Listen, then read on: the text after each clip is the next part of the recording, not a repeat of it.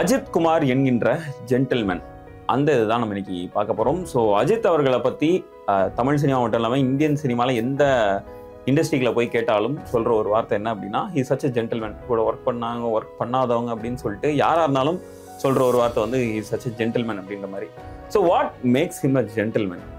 அவர் எதனால மற்ற சூப்பர் ஸ்டார்ஸை விடவும் ஸ்டாண்ட் அவுட் பண்ணி நிற்கிற ஒரு சூப்பர் ஸ்டாராக இருக்கார் அப்படின்றதான் இந்த வீடியோவில் நம்ம பார்க்க போகிறோம். அண்ட் அஜித் அவர்கள் அதை தாண்டியும் நிறைய விஷயங்கள் ரசிகர்களுக்கு பிடிச்சதோ பிடிக்காததோ நிறைய விஷயங்கள் செஞ்சும் ரசிகர்கள் இன்னும் அவர் மீது அன்பா இருக்கிறதுக்கான காரணம் என்ன அப்படின்றதையும் இந்த வீடியோல ஃபர்ஸ்ட் பார்த்தலாம்.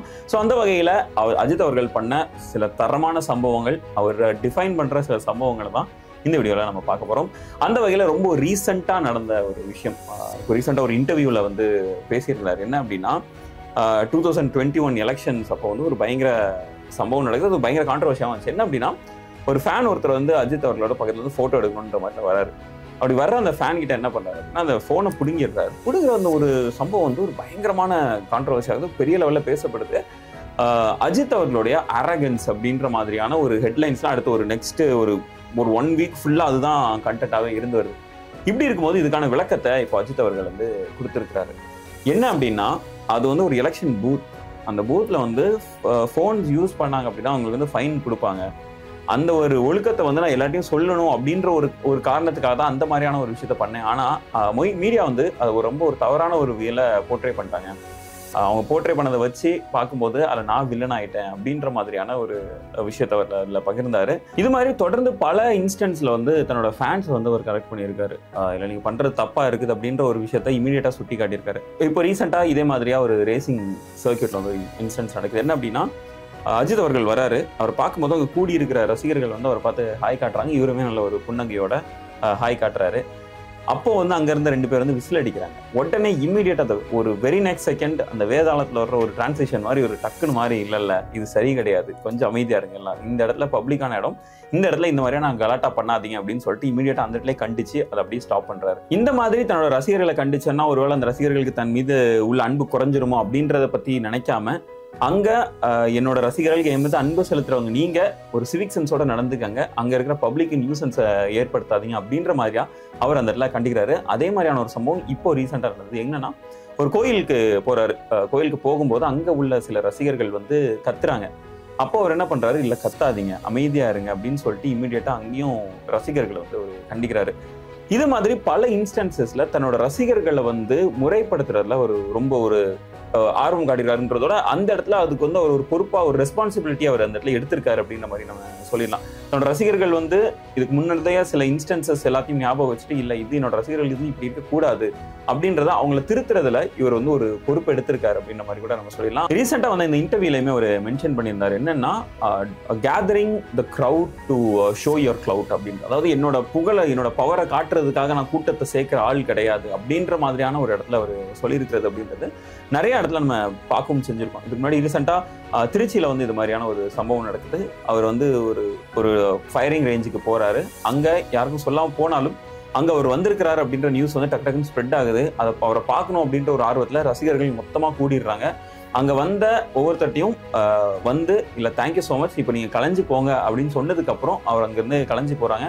தன்னோட ரசிகர்களை கட்டுப்படுத்துறதுல அவருக்கு ஒரு பொறுப்பு இருக்கிறதாவும், அந்த இடத்துல அவர் ஒரு ரெஸ்பான்சிபிளான ஒரு ஸ்டாரா இருக்கிறதையுமே நம்ம அந்த இடத்துல பார்க்க முடியுது. அதே மாதிரி தன்னை ஃபாலோ பண்ணாதீங்க, நீங்க என்னோட படங்கள் நீங்க ரசிங்க, என்ன ரசிங்க, அதுல தப்பு கிடையாது, ஆனா அதுக்குன்னு உங்களுடைய நேரத்தை நீங்க செலவிடாதீங்க, ஏன்னா டைம் இஸ் வெரி ப்ரெஷியஸ் அப்படின்ற ஒரு விஷயத்த அவர் சொல்லியிருக்காரு. இப்போ சொல்லல, 10-15 வருஷத்துக்கு முன்னாடி இந்த இதை சொல்லியிருக்காரு. கிட்டத்தட்ட 15 வருஷத்துக்கு முன்னாடி வந்த இன்டர்வியூஸ்லையுமே அவர் சொல்றாரு, உங்களுக்கு வரப்போற டைம்க்கு அந்த பில்லா ரிலீஸ் ஆன டைம்ல ஒரு இன்டர்வியூ வருது. அப்போ வந்து இதை சொல்றாரு, உங்களுக்கு வரப்போற டைம் வந்து உங்களுக்கு திருப்பி கிடைக்காது, இந்த இளமை அப்படின்றது திருப்பி கிடைக்காது, இந்த இளமையை வந்து நீங்க என் மீது செலவு பண்றதுக்குள்ள உங்களுடைய கெரியரை நீங்க பில்ட் பண்ணுங்க அப்படின்ற ஒரு விஷயத்த சொல்றாரு. அதே மாதிரி போன வருஷம் ஒரு இன்டர்வியூல என்ன சொல்றாரு அப்படின்னா, நீங்க அஜித் வாழ்க விஜய் வாழ்க அப்படின்னு சொல்லிட்டு போறீங்க தவிர நீங்க எப்போ வாழ போறீங்க அப்படின்ற மாதிரியான ஒரு ரியாலிட்டி செக்கை வந்து அந்த இடத்துல கொடுக்குறாரு. நீங்க எங்க பின்னாடி சுத்துறதெல்லாம் ஓகே தான், பட் ஆனா உங்களோட லைஃப்பை நீங்க பாத்துக்கங்க, உங்களோட பேரண்ட்ஸை நீங்க பாத்துக்கங்க அப்படின்ற ஒரு அட்வைஸை அவர் தொடர்ந்து பல இன்டர்வியூஸ்ல கடந்த 20 வருஷமா சொல்லிட்டு வர்றாரு. அதே மாதிரி தன் மீது உள்ள தவறுகளுக்கான அக்கௌண்டபிலிட்டி அது வந்து அவர் பல இடங்கள்ல சொல்லியிருக்காரு. ரீசெண்டா வந்த இன்டர்வியூல கூட, அந்த ஹாலிவுட் ரிப்போர்ட்டர்ல அவர் கொடுத்த இந்த இன்டர்வியூல கூட அவர் சொல்ற ஒரு விஷயம் என்னன்னா, ஒரு 20 வருஷத்துக்கு முன்னாடி நீங்க என்ன பார்த்துருந்தீங்க அப்படின்னா உங்களுக்கு எனக்கு பிடிச்சிருக்காது. ஏன்னா அப்போ நான் அப்படி கிடையாது. இப்போதான் கொஞ்சம் எனக்கு அந்த ஒரு மெச்சூரிட்டி வருது. நான் வந்து அப்பவுமே அந்த ஒரு ஸ்டார் பவர் வாவ் அப்படின்ற ஒரு இதுல நான் இருந்தேன் அப்படின்ற மாதிரியான ஒரு இதுல வந்து அவர் சொல்றாரு. அப்போ அவர் அந்த இடத்துல நான் பண்ண தப்பு அப்படின்றது வந்து அவர் உணர்றாரு. அதே மாதிரி தன்னோட தவறுகளுக்கு அக்கௌண்டபிலிட்டிக்காக சில படங்களையுமே அவர் எடுக்கணும் அப்படின்னு நினைக்கிறார். அதுல நம்பர் 1 நேர்கொண்ட பார்வை மாதிரியான ஒரு படம். ஒரு சோஷியல் ரெஸ்பான்சிபிளான படம், பெரிய லெவலில் கமர்ஷியல் எலமெண்ட்ஸ் எதுவுமே இல்லாத ஒரு திரைப்படமாக தான் நேர்கொண்ட பார்வை அப்படின்றது இருக்கு. ரொம்ப ஒரு காமன் ஒரு படம். அதுல அவர் பேசின அந்த நோ மீன்ஸ் நோ அப்படின்ற அந்த ஒரு டைலாக் வந்து கொஞ்சம் சில மாதங்களுக்கு அது ஒரு மிகப்பெரிய பேசு பொருளா இருந்துச்சு. அதை தாண்டி இப்போவுமே அந்த ஒரு படம் கிரியேட் பண்ண இம்பாக்ட் அப்படின்றது ரொம்பவே ஒரு பெருசு அப்படின்ற மாதிரியே நம்ம சொல்லலாம். இனிமேல் நிறையா பல நடிகர்களும் பல நடிகைகளுமே அவருடைய அந்த ஒரு முடிவை பார்த்து ரொம்ப ஆச்சரியப்பட்டாங்க. அதாவது வெறும் கமர்ஷியல் படங்கள், கமர்ஷியல் ஆக்ஷன் படங்களை தாண்டி இந்த மாதிரி சோஷியல் ரெஸ்பான்சிபிளான ஒரு படத்தை ஒருத்தரால் எடுக்க முடியுமா அப்படின்ற ஒரு ஒரு ஒரு ஆஸ்பெக்டை வந்து நிறைய பேர் பாராட்டினதை நம்ம பார்க்க முடிஞ்சது. அதே மாதிரி ரீசெண்டாக வந்து விடாமுயற்சி திரைப்படமும் கூட. விடாமுயற்சி படம் அஃப்கோர்ஸ் அதில் நிறைய கமர்ஷியல் எலமெண்ட்ஸ் அப்படின்றது இருந்தாலும் அது சொல்ல வர கருத்து அப்படின்றது பொது புத்திக்கு லைட்டாக ஒரு முரணான ஒரு கருத்தாக இருக்கவும் செஞ்சது. அந்த இடத்துல அவர் ஒரு டீச்சராகவும் தன்னை முன்னிறுத்திக்கிறாரு அப்படின்ற மாதிரி கூட நம்ம பார்த்துக்கலாம். பீட் எந்த ரிலேஷன்ஷிப்பாகவும் இருக்கலாம், அது மேரேஜாக இருக்கலாம், இல்லை எந்த ஒரு லவ் ரிலேஷன்ஷிப்பாக இருக்கலாம். அந்த இதில் எப்படி அந்த பெண்கள் வந்து ஈஸியாக வில்லனைஸ் செய்யப்படுறாங்க அப்படின்ற ஒரு விஷயத்த அதில் ஸ்லைட்டாக அட்ரஸ் பண்ணியிருக்கிற ஒரு எலமெண்ட்டையும் நம்மளால் பார்க்க முடியாது. மகிழ் திருமேனி அந்த படத்தோட இயக்குனர் வந்து பல இடங்களில் அஜித் அவர்களுடைய அந்த சோஷியல் ரெஸ்பான்சிபிளான வியூஸை வந்து பாராட்டி பேசினதை சொல்லியிருக்க முடிஞ்சது. அண்ட் அதே மாதிரி அந்த வியூஸ் வந்து விடாமுயற்சியில் நிறைய இடத்துல நாங்கள் வச்சுருந்தோம் அப்படின்ற ஒரு விஷயத்தையுமே அவர் குறிப்பிட்டிருக்காரு. ஸோ அவர் ஃபேன்ஸை எந்த அளவுக்கு எஜுகேட் பண்ணணும்னு நினைக்கிறாரோ அவருடைய ஸ்டார்டமை மக்களுக்கு லைக் ஒரு சோஷியல் ரெஸ்பான்சிபிளான ஒரு கருத்தை மக்களுக்கு எடுத்துகிட்டு போகிறதுக்காக பயன்படுத்தினாரு அப்படின்றதையுமே நம்மளால பார்க்க முடியுது. இன்னும் பலர் பாராட்டுற ஒரு விஷயம் என்ன அப்படின்னா அவருடைய ரசிகர் மன்றத்தை அவர் கலைச்சது. கிட்டத்தட்ட 2011 வந்து அவரோட ரசிகர் மன்றத்தை முற்றிலுமா டிஸ்மேண்டில் பண்றாரு. எனக்கு இந்த ரசிகர் மன்றம் அப்படின்ற ஒரு விஷயம் வேண்டாம் அப்படின்ட்டு. எதனால்னா அது மூலமா பல தவறான விஷயங்கள், பல விபரீதங்கள் நடக்குது அப்படின்ற ஒரு விஷயத்தையுமே அவர் சொல்றாரு. அதே மாதிரி தனக்கு மனசுல பட்டது அப்படின்றது வந்து யாரை எதிர்த்து சொல்றோம் அப்படின்றத பத்தி அவர் யோசிச்சதே கிடையாது. அது அந்த இடத்துல அது தவறா இருக்குது அப்படின்னா இமீடியட் தவறு அப்படின்றத சொல்லிடுறாரு. ஒரு டைம் கலைஞர் முன்னாடியே இந்த மாதிரி அவர் பேசின பேச்சு வந்து நம்ம எல்லாருமே தெரிஞ்சிருக்கோம். அதையுமே அவர் ஓப்பனாக சொல்லியிருக்காரு. இல்லை இந்த மாதிரி எங்களை மாதிரி நடிகர்களை நீங்க வற்புறுத்தி கூப்பிட்டு வர்றாங்க அப்படின்ற ஒரு விஷயத்த கலைஞர் முன்னாடியே அதை அட்ரஸ் பண்ணாரு. அது பெரிய அளவில் கான்ட்ரவர்சி ஆச்சு அப்படின்றது உண்மைதான். அண்ட் அதுக்கு அவர் எப்பயுமே பண்ணாமலாம் இல்லை. எஸ், நான் அதை சொன்னேன் அப்படின்றத கடைசி வரைக்கும் அவர் ஓன பண்ணிட்டு தான் இருந்தார். அதே மாதிரி சில ஆண்டுகளுக்கு முன்னாடி பாஜக தலைவராக இருந்த தமிழிசை சவுந்தரராஜன் வந்து ஒரு ட்வீட் போடுறாங்க, அஜித் ரசிகர்கள் சிலர் வந்து எங்கள் கட்சியில் சேர்ந்திருக்காங்க அப்படின்ட்டு.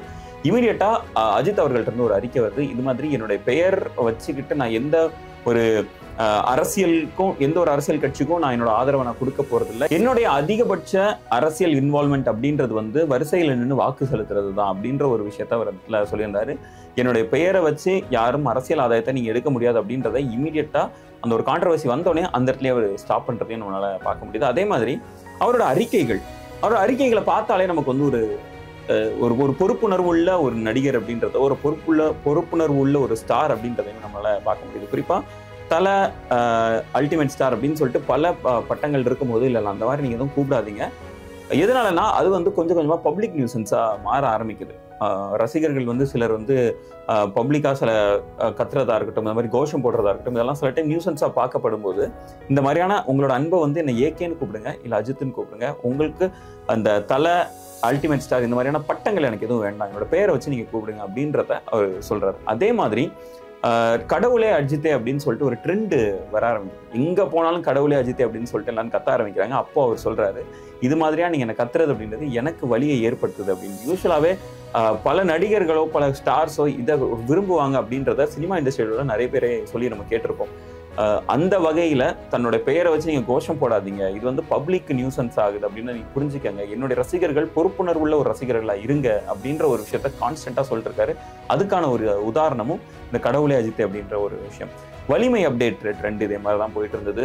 மொயின் அலியில ஆரம்பிச்சு பட்டி தொட்டியில் உள்ள அத்தனை பேர்ட்டையும் அந்த வலிமை அப்டேட் அப்படின்ற ஒரு விஷயத்த சொல்லியிருந்தாங்க. வானதி ஸ்ரீனிவாசன் வந்து வலிமை வந்து பிரச்சாரம் பண்ணும்போது வலிமை அப்டேட் கேட்டு கொடுங்க அப்படின்னும் போது அவங்களும் சொல்றாங்க, நாங்கள் எலெக்ஷன்ல ஜெயித்தோம் அப்படின்னா நான் உங்களுக்கு வலிமை அப்டேட் வாங்கி தரேன் அப்படின்ற மாதிரிலாம் சொல்றாங்க. இப்படி இருக்கும்போது இதெல்லாம் பார்த்து அஜித் அவர்கள் என்ன பண்றாருன்னா, இந்த மாதிரியான கோஷங்களை நீங்க நிறுத்துங்க அப்படின்னு சொல்லிட்டு இமீடியட்டா அங்க இருந்து ஒரு அறிக்கை வருது. ரசிகர்கள் தொடர்ந்து அது எல்லாத்தையுமே கேட்கிறாங்க. இத்தனை விஷயங்கள் பண்றாரு, அதாவது எந்த ஒரு ஸ்டாருமே செய்யாத ஒரு விஷயத்த அவர் பண்றாரு. எதெல்லாம் செய்யாதீங்க. இப்ப ரசிகர்கள் வந்து ரொம்ப விரும்பி அதீத அன்போட அவங்க காட்டுற செயல் எல்லாத்தையுமே இவர் வந்து பண்ணாதீங்கன்னு சொல்லிட்டே இருக்கிறாரு.